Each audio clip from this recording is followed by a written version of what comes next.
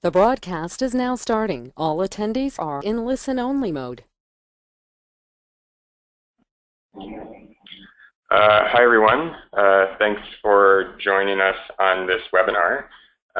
It is a few minutes past the hour, so we're going to go ahead and get started. My name is Ted Graves. I'm the Bike Share Program Manager at NACTO. Today I'm going to be talking to you about our Intercept Survey Toolkit, our Bike Share Intercept Survey Toolkit. And so the webinar is entitled Collecting More Complete Bike Share and Biking Data. Just to give you a little bit of background about what intercept surveys are, many of you might already know, but for those of you who don't, they're basically approaching people on the street.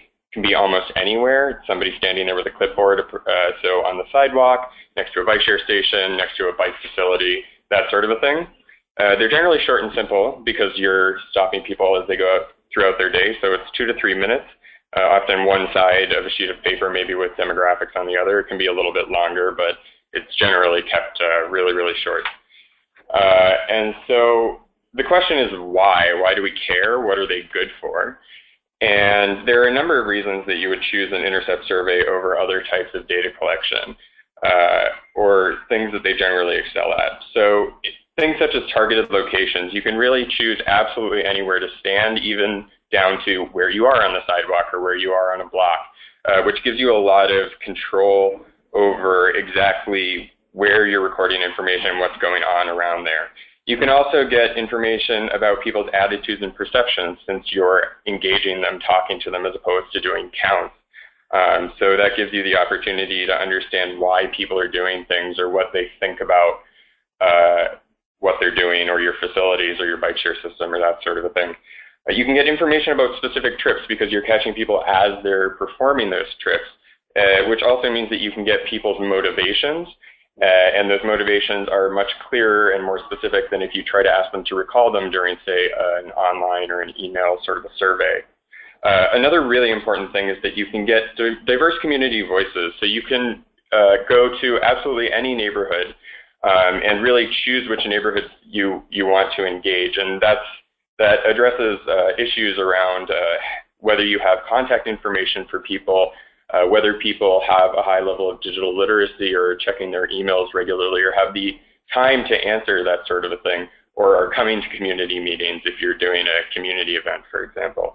So you can really choose to capture everyone who's walking by, and it doesn't really matter. And in terms of bike share, and one of the motivating factors for this toolkit originally, is that unlike the primary way that bike share is currently collecting information of this sort, which is online and is only annual members for which the bike share systems have contact information, you can reach casual users and non-users. And so that has a number of implications, both in terms of understanding your users better, as well as why people may or may not use bike share. So another question about why we care is that they matter for equity. So there is evidence to suggest that at least in some bike share systems, non-tourist casual users, that is resident casual users, are lower income and less white, which is a perhaps surprising finding for many of us. And so it's one thing to consider is that it might be the case that you're not reaching a lot of people, and maybe a lot of people who traditionally don't have a voice in the planning process. And also, we don't really even have this information at this point aside from 1 or 2 studies. So we don't even know who the casual users are, which is an even bigger problem in some respects. It also, again, addresses a couple of the things that I mentioned earlier, but that really tie back to equity, is reaching specific communities and everybody in those communities, and addressing the digital divide, as well as other issues such as who is answering the phone, who answers their landline, or in the case of mail-back surveys, you might only get things like the head of household answering. So for these reasons, we are having technical difficulties.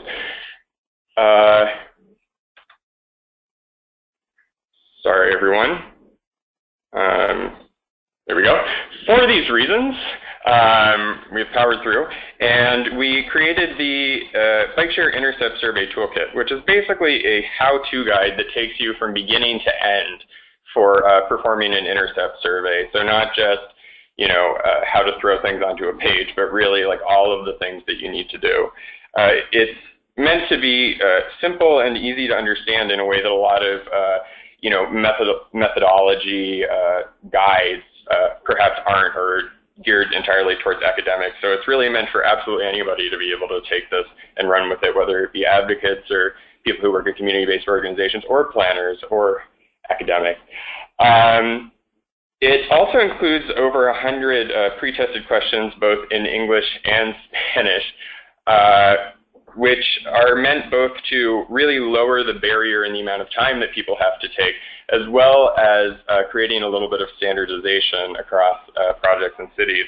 And it also includes extra resources on the website that are editable examples of survey forms and editable examples of spreadsheets, so that a lot of the guesswork around creating a good survey form or around managing your data are taken out. So why is a survey not just a survey? And this really addresses how we set up the how-to portion of this guide.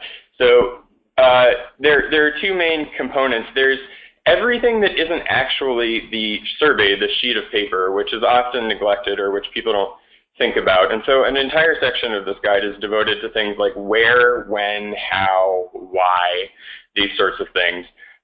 Because those have at least as much of an impact on the quality of your information and really who you're reaching and what information you're getting as the survey itself. And the survey itself has a lot of components to it that aren't just a matter of throwing words onto a page. So the second section really addresses a wide array of the sorts of things that goes into a really well-built survey. So the first section, as mentioned, is really this concept of beyond words on a page. So things that you have to do in order to make a good survey that aren't just about making sure that you sat down and picked out some questions. So where you do things, when you do them, how you do them, who's doing them, whether they're trained, getting enough responses to do something in a valid way, and managing the data that results are all really important things. So for example, picking locations is a huge, huge, huge part of surveying, probably one of the bigger ones. And there are a number of reasons that picking the locations is critical and things that you have to think about. So as an example, if you want to see the impact that an initiative that you're undertaking is having, you have to look at a place where you haven't done that, whether that be another area that's similar, or whether that be a different system, or in some cases you have to do it over on the same system over time. And so this is a very important consideration. It can also affect how many responses you get. If you are in like a low density residential area or the like, you might really think that that's an important station to get, and it might be worth your time, but it also might be that 3 people use that station, or if it's not a station, pass by that particular block in a day. And so if you want to spend 3 weeks doing that, that might be worthwhile, but I suspect most people don't have the resources. The location also influences who you're talking to and what they're doing. So things such as land use, like again, the intensity, but also things like big institutions. Are you next to a college or maybe a community college you might not even have thought about if it's in an urban setting, for example, it's just another building, or these sorts of things. So you really have to think about that, as well as even down to your streets and the facilities that you have, like buses and bikes. Is there a major bus stop? Is there a bike lane? What direction is the bike lane going in, and where does that come from? All of these things can really influence who is at this, again, very specific area that you're targeting in each of these cases. And you also have to consider the demographics of the communities that you're in, and maybe even again, based on the types of land uses, the demographics of the people who might be in that particular part of the sub-neighborhood or the like. And something that also influences, again, who is there and what they're doing is really picking dates and times. It ranges from time of day to week to month to year. The time of day, as most of you know, has things like peak and off-peak, and we often function in peak as planners. But doing peak surveying has a lot of implications, such as there might be higher volumes, but people who travel at peak tend to be whiter and higher income due to the nature of things like office work. So if you only survey on things like peak, you might miss a lot of shift workers. You might also miss a lot of other types of uses. And things such as religious services on weekends or something like that can have a profound impact on who is there and what you're doing on weekends as well, and that's highly varied. Another example is something that is often perhaps not considered, but Monday and Friday travel, as an example, tend to be fairly anomalous in a way that a lot of surveyors choose not to take data from Monday and Friday. So even these small things that you might consider, oh, it's a weekday, but really, is it a normal weekday, quote unquote normal? And so these sorts of things, even down to holidays, special events, school, weather, it's all really, really important. And just because you have data doesn't mean that the data is representing what you are trying to get at. Survey delivery is also a huge, huge component of this because it changes the way that people interact with you, whether they want to start or finish your survey, how comfortable they are, and a lot of times the types of answers that you get might be based on how comfortable someone is or how freely their thoughts are flowing. And so the surveyors are really the people who are on the ground and actually delivering this survey to people who are stopping people and that sort of thing. So a lot of times the easiest thing to do, because it does require a lot of logistics, would be to just hand interns some surveys and send them out there. But often this means that they don't even understand the goal of the survey. They can't really elaborate to people if they're trying to get a better answer if somebody's confused. Or they might actually have a hard time finding the answers on a page if they haven't practiced the survey, and that really deters people from continuing to engage with them. And down to things like having a good opening line can get a significant number more people engaging with you. It can lend legitimacy if you name yourself in such a way. It can make people interested or want to give you information, think that they're contributing is important, and it can make it clear that you are not trying to ask for their money.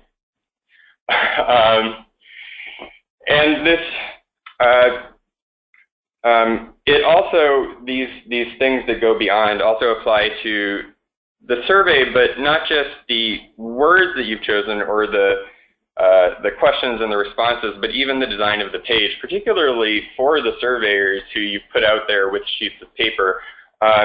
It can be really hard for them to find the questions or find the answers. Sometimes you have a lot of answers that they have to go through, and training is really important, especially if you can't always have short, easy to find responses. But generally speaking, you also want to think about how you're laying out your survey. So you want the responses to pop out to the surveyor.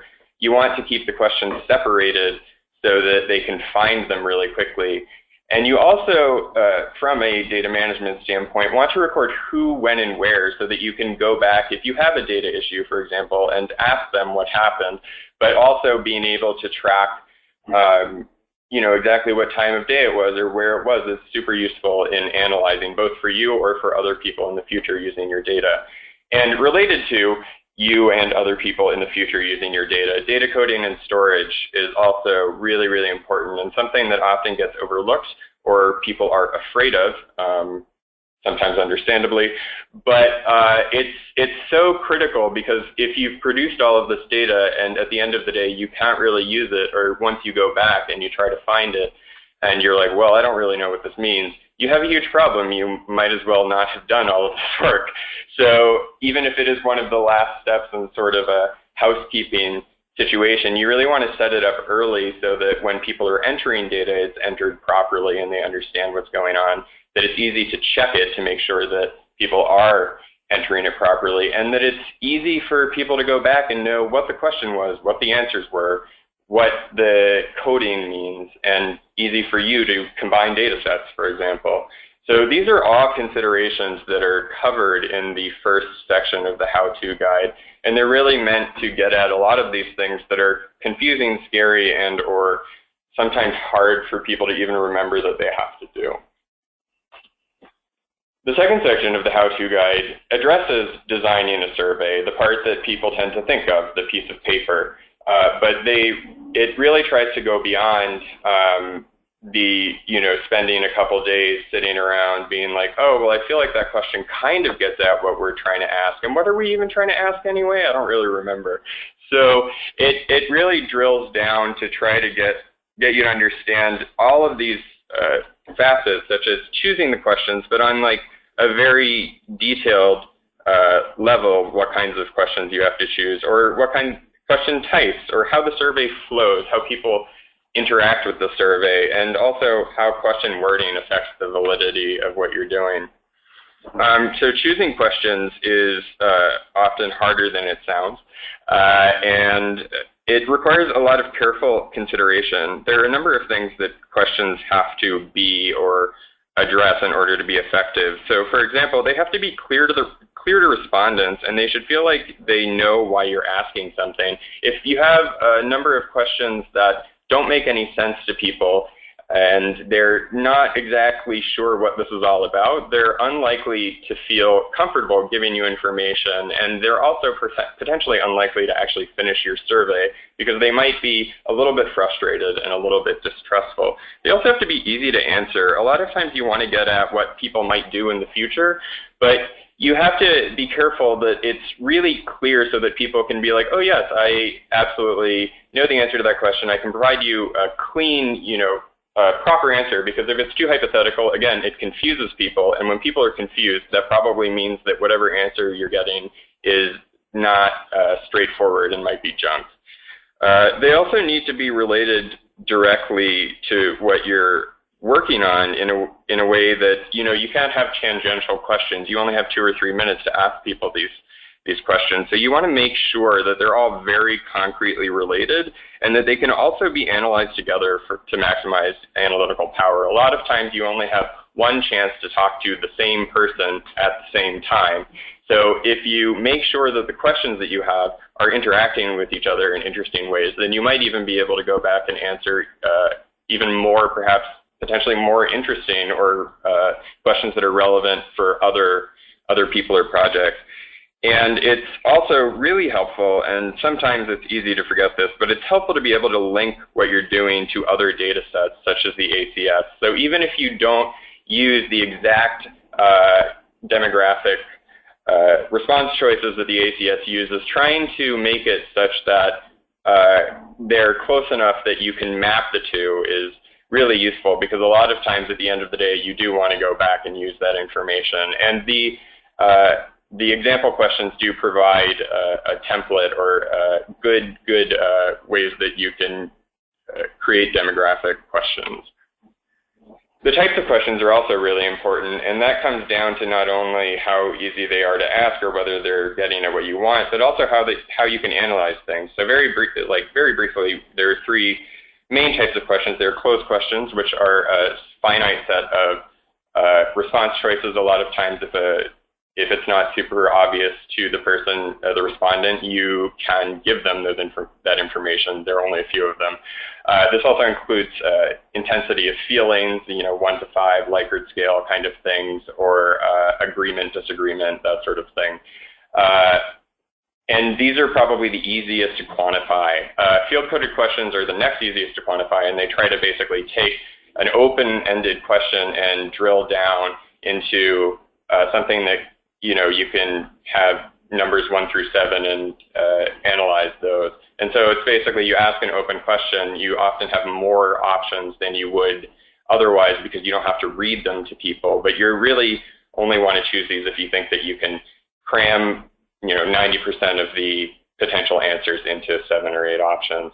And it requires a lot of training for surveyors, because they have to be able to find them on the fly, they have to be able to interpret what people are saying, but a lot of times it gives a lot of opportunity to ask more open questions that you might not be able to get at with closed questions, but still be able to analyze it. Whereas open questions really at the end of the day are most useful for gathering quotes, because you can sometimes do things like word clouds, but you have to have somebody spending a lot of time sifting through that information.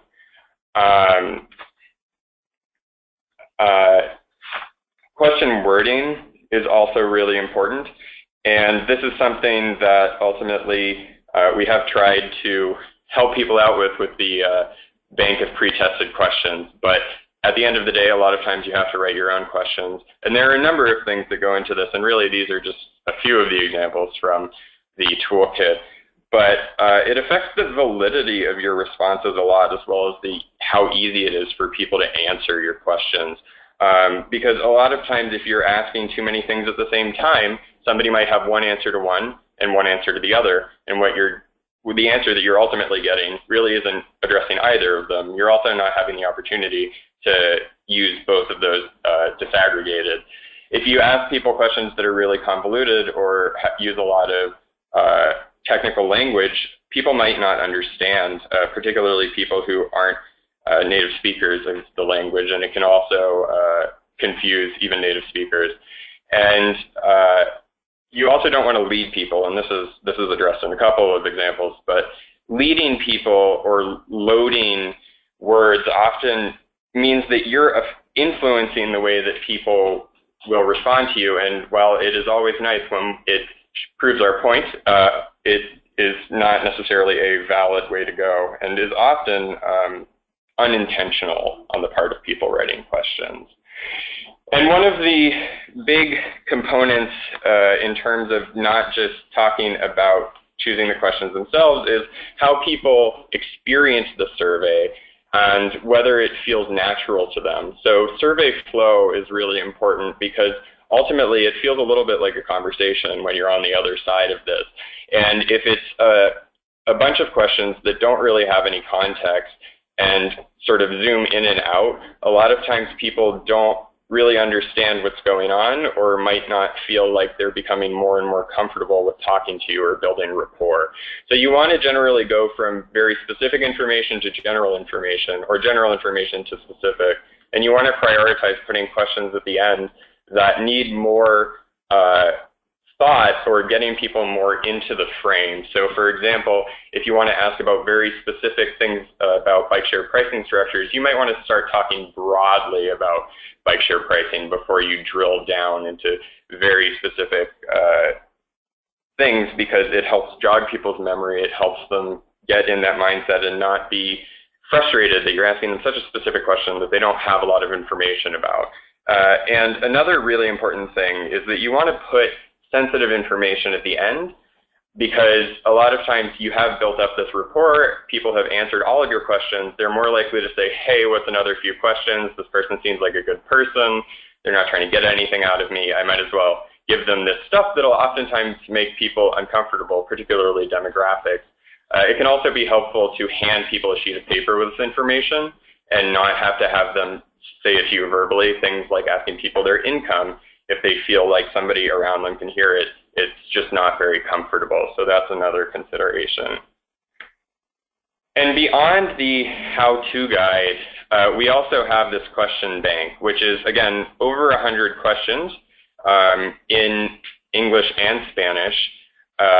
And they cover a wide array of information, and it's not just limited to bike share. So it's also about biking. It covers things like rider behavior, economics, the knowledge of bike share, the perceptions of safety on certain facilities, as well as the perception of biking and bike share, how people feel about them, the barriers, the things that prevent people from biking or taking bike share, and as well as providing very easy to use demographic examples so that they, again, will line up with ACS, will line up with other data sets, which is very useful. And this is really meant to take a lot of the guesswork described previously out of building a survey and create some standardization and let people just plug and play, just take this information, throw it onto a sheet, keeping in mind some of these things, of course. And, Intercept surveys can be time consuming. It's one of the reasons that people don't do them as much as most of us would like to. So really just trying to bring those barriers down and chip away at every little thing that makes it more costly or harder to do. And to that end, there are also example surveys and spreadsheets that are editable. So you really can just take these and delete, strongly agree, agree, disagree, throw in some of the other questions from the question bank, shift around the boxes a little bit. And that really takes a lot of the time, which can be far more time than you think to format a Word document, as we all know, out of that aspect of it, particularly if you want to do more than one, for example. And really importantly, also, there are example workbooks that provide places to put every aspect that you might not even think of, like including the actual question itself, including very concrete versions of the responses, and splitting them up in ways that are unambiguous to people who are analyzing them. So it also is really meant to serve as a model in case people are building their own surveys, but it has 5 different survey examples with workbooks all corresponding to them, and it covers all of the sort of major types of questions and question formats that exist in the survey example bank, so that you can go and make sure that it's formatted in the way that you want. And I'd like to thank you for listening to this presentation. There's also more info about BikeShare in general, as well as other things, but particularly BikeShare, at nacto.org/BikeShare. So I'm going to open it up to questions now. If you could go ahead and use the question sort of dialog box. It looks like there's already at least one question, but if you could enter them in there, I'll go ahead and respond to them as they come in. So thank you.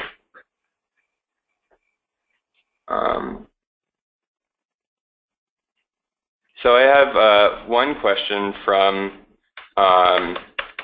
Rio Contreras, which is choosing questions in positive framing versus negative framing. How does that impact people's responses? I think that this is another example of instances in which you could potentially lead people, but of course you have to choose whether something's going to be positive or negative. In general, I think that you want to try to choose positive. Positive tends to be the more neutral mode in language, but it really comes down to considering what is more neutral, or even trying to give, if it is something where people could respond positively or negatively, give them the option to respond positively or negatively. So for example, explicitly telling people that they can agree or disagree rather than asking them to what is functionally agree. If you specify these things explicitly, a lot of times it removes those level of biases. Okay. We have a question from Joseph Poirier, which is, where is the data on this slide from? Sorry, I am not sure what slide that is, but in the case of, I think that for any of the data on these slides, it's actually just invented information in order. Oh, sorry. You mean the slides with the graphs? That's actually from Denver. It's from a University of Colorado study done by Andy Duval. And if you'd like more information about that, you can reach out to me. James Schultz asked, survey form design that you show seems like there should be an easy way to automate it by using an iPad. That's absolutely true, and I think that when you do have access to an iPad, it is a great way to make sure that there are less issues with entering it. I think it can really, minimize a lot of the issues with actually having to write on a piece of page and keep track of those sheets. It can also automatically enter things into spreadsheets, which reduces a lot of code data errors and removes a whole step to that.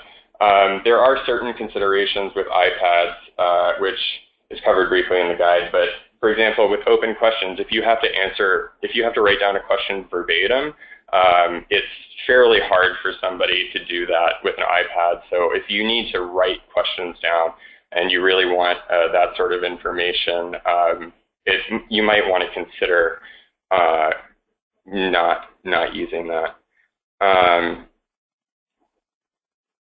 So let's see, another question from James Schultz is, have you thought about creating a standard national survey so we can compare results between cities? It was something in a way that we considered. A lot of the questions are actually intended to basically get at that. So creating one single survey, because these surveys are so short, it's unlikely that everybody is going to have the exact same project, the exact same initiative, and you really want to tailor what you're asking. But if you do use these questions, the questions have been completely standardized. So in some respects, if it's well delineated in your workbook, people will be able to come back and pull those specific questions out from other people's data sets. So in that sense, it really is standardized. Jacqueline Sue asks, do you have any suggestions to randomize sample data? For example, only approach every third person.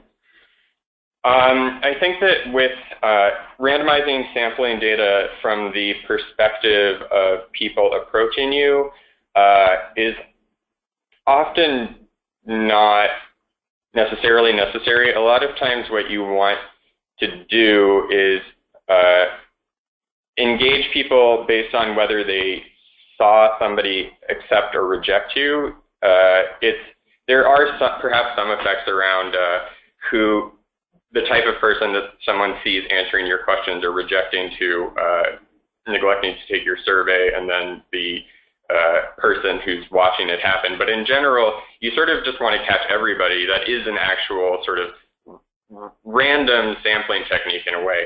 And so, like in terms of sampling, with respect to choosing who you're engaging, you want to avoid having people watch you repeatedly get rejected, because people tend to also decline to take a survey if they see people who don't, and the other way around. So that's somewhat of an answer to that question, I hope. So Yuri Bruman asked, do you recommend to use online surveys to gather this information? In general, it does depend. In some instances, you can use online surveys, and people have, particularly for bike share as an example, been using online surveys for this information. But a big component of, or a big reason that we decided to do this was the cited limitations of the online surveys in terms of who you're reaching and how recently they've performed certain activities or taken a certain trip. It really depends on the information that you're trying to get, who you're trying to get it from, and how much information you really need, because an online survey can be a lot longer, and there are issues with how long they are in terms of who finishes them, but that is one consideration. But you don't necessarily want to prioritize more information over getting information from a more complete range of people.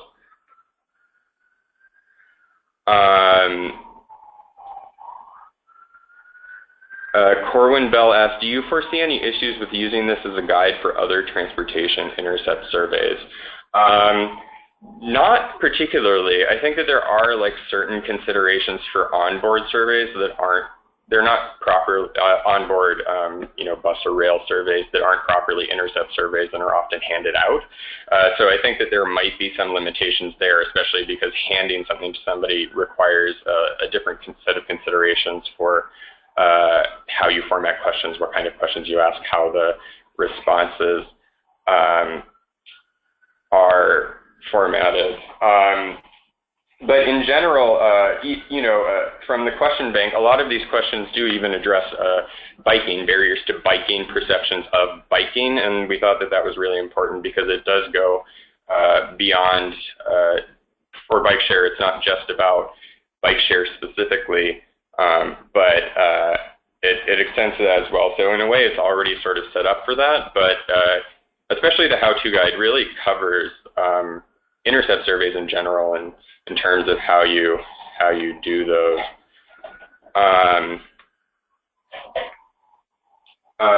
Beth asks, what is the reason you recommend paper instead of automated collection services like SurveyMonkey? I think I addressed that a little bit, but again, it's not that we explicitly recommend paper, but there are certain considerations in terms of which one might be better or not. Beth also asked, does the kit include an option for refused? In general, people don't record the number that have been refused. If people refuse to answer a question, you do generally indicate that with a filler value so that it's clear that the person who's entering the data hasn't made an error. And so it's generally recommended that you put in something like 999 or -999. And that is covered a little bit in the toolkit. So in terms of refusing a question, yes. In terms of refusing an answer, you can tally those, absolutely, but it's not something that's usually explicitly recorded in the data.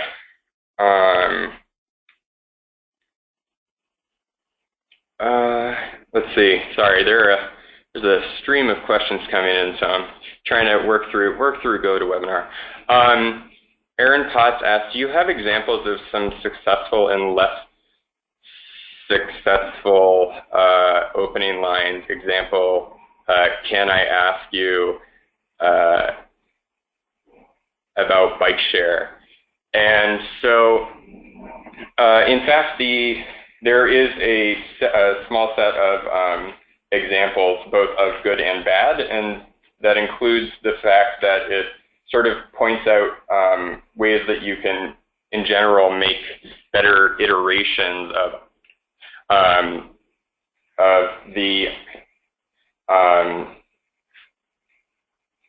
these examples. So that's on the page that involves training the surveyors. So that's in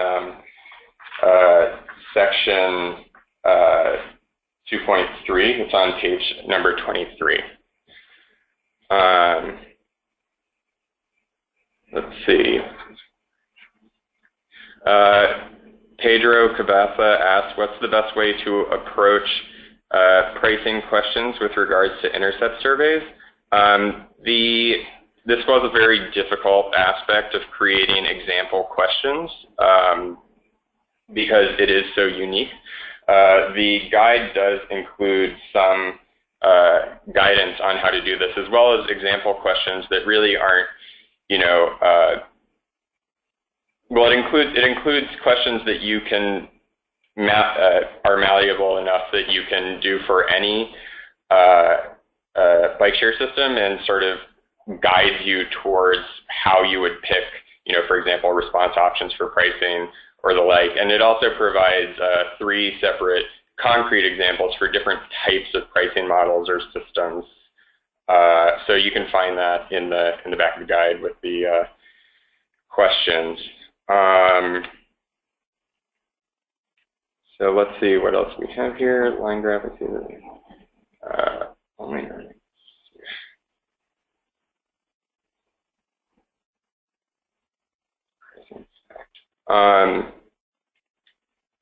Rio asks, the slide with the line graph, I see that there are only, excuse me, I see that there are only non-white users. Do you have data comparing white and non-white? Let's see. That does go back to, this is taken directly from Andy Duval's. I think that in that paper, it does include the sort of reverse. So what it is for white users. You could also sort of take the inverse of it in terms of this is all of the non-white users. So then you would have the white users sort of flipped on that. We have a question from Stephanie, which is, do you suggest using incentives for people to take Intercept surveys, i.e. gift cards? What are the pros and cons? I mean, there are definite pros and cons. You do have to have enough money to make that available. You also have to find a way to communicate to people that in a very short period of time that you do have something that you can give to them, either by having a shirt on or trying to squeeze it into your opening line, which admittedly, as an opening line, you'll get $5 is a pretty fantastic way to get people to stop, as long as you make it clear that they don't have to pay you $50 to get those $5. So I think that incentives can be good. You have to watch out in terms of what kind of incentives you provide. Gift cards are a good example.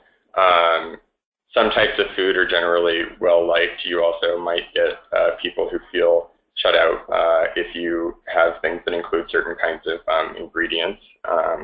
But in general, I would say that incentives can be good, and it's just a matter of really thinking out what kind of groups might be excluded if it's something that's undesirable or something that might seem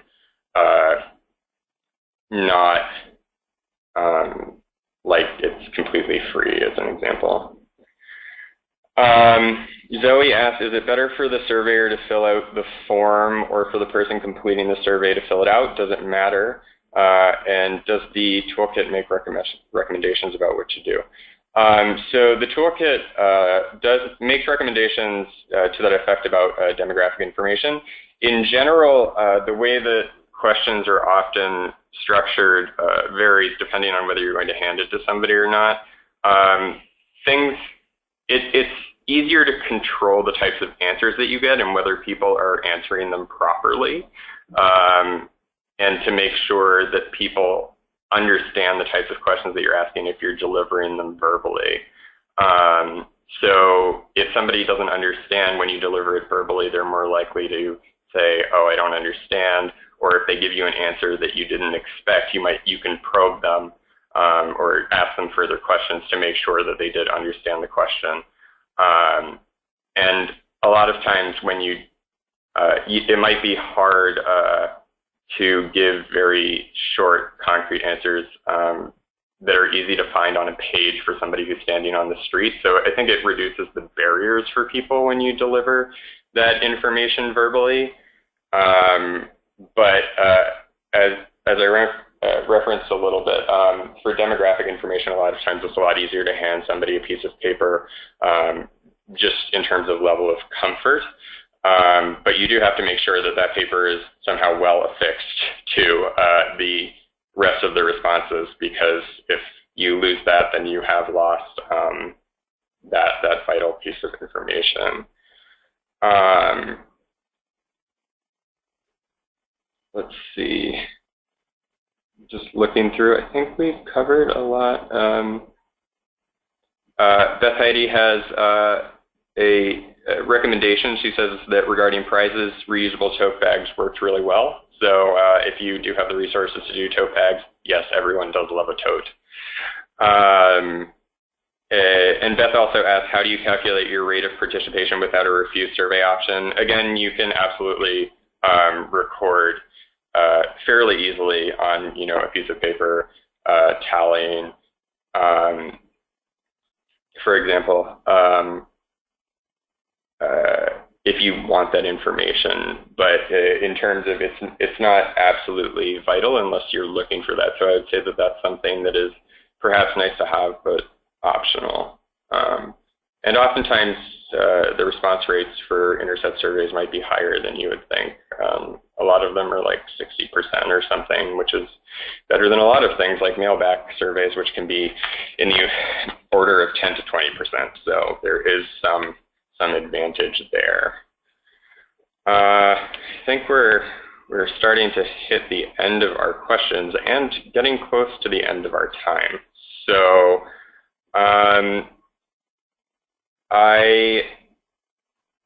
let's see. I want to address this question. This seems to be the last question that we've got. Oh, we might have another question. And it's Juan Aguzello asks, can you give some examples of cities operators that have conducted Intercept surveys with successful results? It's actually super, super uncommon that people do this, and that's actually one of our motivations. The Temple University in Philadelphia has done 2 surveys, a baseline survey and a follow-up survey, and they generally saw good results, and they, I think, were really happy with having collected that information. And so I definitely recommend that you reach out to Philadelphia about that if you want that information. It's also locatable on our website at nacto.org/bikeshare. If you search Temple University in our resource finder at the bottom of the page, that's available there. So that's a good example.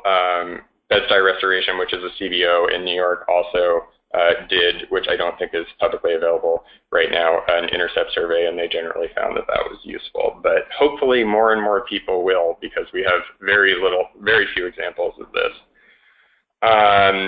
Jay Aber asks, are there survey toolkits for other bike infrastructure projects aside from BikeShare? What? So this is sort of, really does cover a lot of that.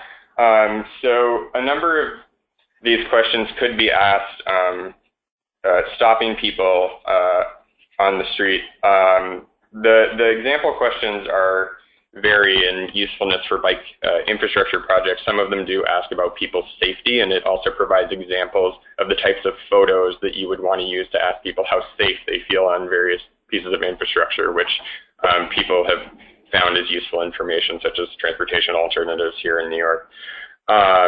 In terms of actually stopping people and having before and after, I think that the how-to guide, and especially in this case, the designing your own questions section, really does address these sort of things in general, sort of writ large. So while I don't think that there are any guides to this effect, and certainly this work has been based partially on other sort of guides in this respect that exist, they're highly technical, and they don't generally talk specifically about how you would do this. It's mostly very technical methodological things. So I would suggest going through the how-to part of this guide for help with this.